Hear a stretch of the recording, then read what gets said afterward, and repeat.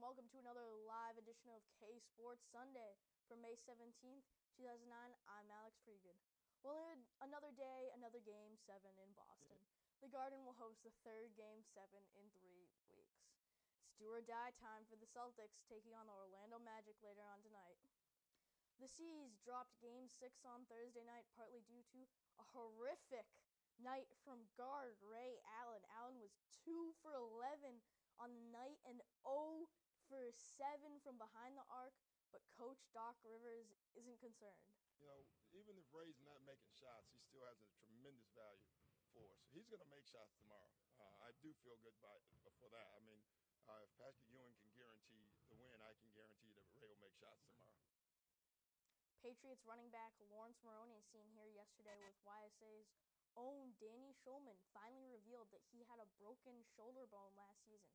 The Patriots placed him on injured reserve on October 10th, but hadn't previously released a reason why Maroney finally spoke out to Danny and other reporters at fellow running back Kevin Folk's charity softball game.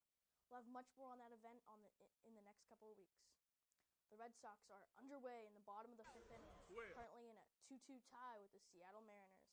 Last night, Jason Bay led the way for the Sox to a 5-3 victory over the Mariners. He takes the first pitch deep to left field off the Seattle Mariners pitcher.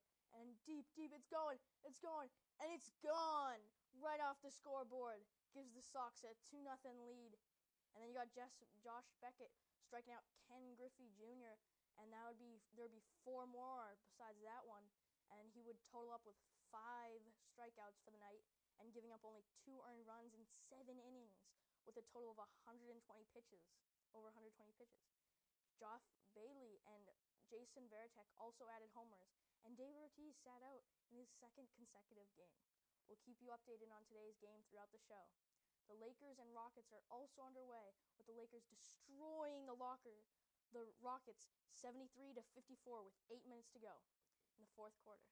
And third round action of the NHL playoffs, while the Boston Bruins began today, and the Detroit Red Wings now hold on to a 4-2 lead over the Chicago Blackhawks with 5 minutes to go in the game. A few weeks ago, one of the best athletes in the world stopped by the YSA studios, and his name is Paul Martin. Now, you may not have heard about him, but you might know his story. He has participated in the Hawaii Ironman triathlon 10 times. You know the Ironman triathlon?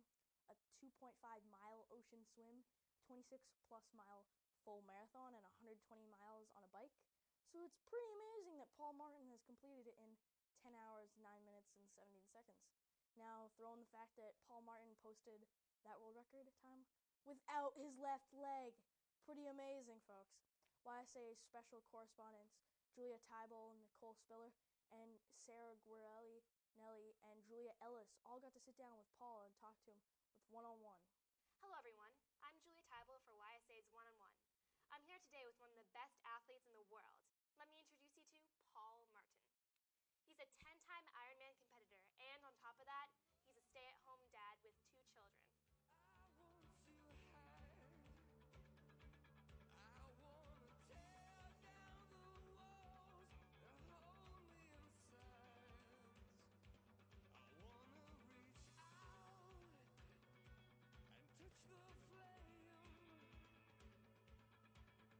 where the streets have no name. How has this affected your life, this change? By and large, it's been a very positive thing in my life. It led me to so many places I haven't, ever dreamed of being. I've been on 4 national sports, and I'm pretty sure 4 national teams for different sports. Had I not lost my leg, I probably wouldn't be able to say, I represent my country internationally. So what's the biggest challenge been for you being a Paralympian? The biggest challenge is probably twofold. One of them is financially. It's really hard to be a full-time amateur athlete because you still have bills to pay. You still have to pay the rent and feed yourself, and there's very little money coming in. And the other one is physical pain. When you have a prosthetic leg and you run on it, your residual limb, or stumpy as I like to call him, takes a beating, and it's just it hurts. So how did you lose your leg? I was in a car accident at 25 years of age, 1992. My own fault, not proud of it, but I had a couple of beers and I fell asleep at the wheel, and my leg was pretty much mangled in the accident, and 9 days later they had to amputate below the knee. So if you could never go back I would indeed change it because what led to this was a very irresponsible move on my part. Having a few beers on the way home from dinner, falling asleep at the wheel. It was not smart. I would not do that over again. If I could change that moment, I would.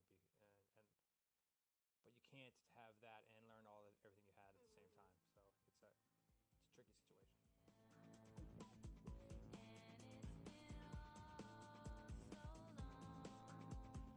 You have been in an Ironman competition 10 times and you hold a world record for an amputee. So, what does it feel like when you cross that finish line? That, my friend, is a magical question because that feeling, that's the reason I've done 10 of them because all previous 9 have felt so unbelievably good despite all that pain and effort and struggle that goes into those 140.6 miles that get you to the finish line. That finish line feeling you can't get unless you put in that work, and that finish line feeling is irreplaceable. It just leaves me just on top of the world. What's the biggest advice you have for someone who has a disability, whether it's in sports or academics or anything? What's your biggest advice? The biggest piece of advice I could give anybody with a disability is be proud of it because it makes you different than everybody else. That's great. Thank you so much, Paul. My pleasure. I'm Julia Tybel for YSA's One-on-One. Thanks for watching. Thanks, Julia. For more on the big Celtics game and much, much more, let's send it on over to the boys in Back Talk. Today's host is Marcus Jackson. Marcus? Thanks, Malik. Hi. Welcome to Ksports Sunday here on Back Talk. I'm here with Adam Farwad and Kunal Singh.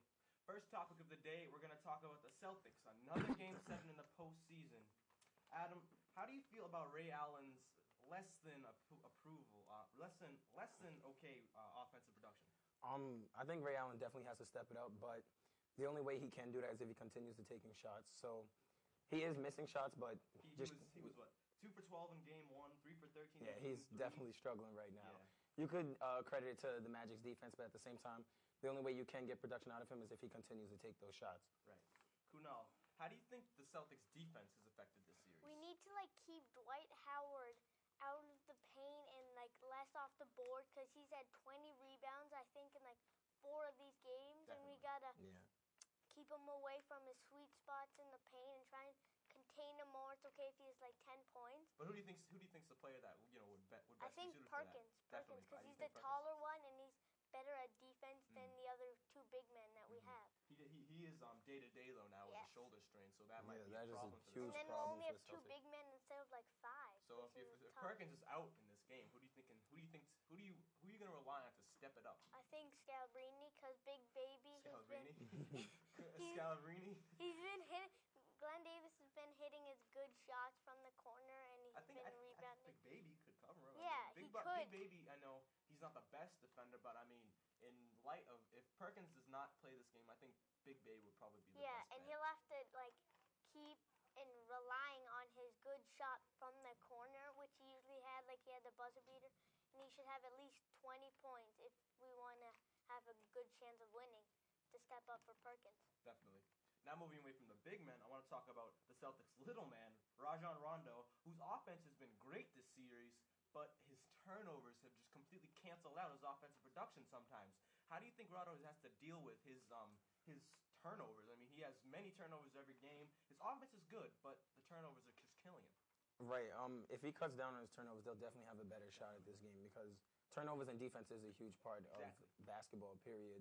So if he could just slow things down and take his time more, then I think he can have a better chance in getting his turnovers down. Because it's great if you go down the other end and get a layup, but it's bad if you come back up, get a turnover, Right. they get a layup. It just cancels out everything. It does. Well. That's a great way to put it. All right, last question for Kunal. Pierce has been doing great this series offensively. He's averaging 20.5 points a game, 3.6 assists, and 5.6 boards. But his fouls near the end of the game, he almost fouled out a bunch of times. I think he fouled out in one of these playoff He did games. foul out. He did foul out. So what do you think Pierce needs to do to control his body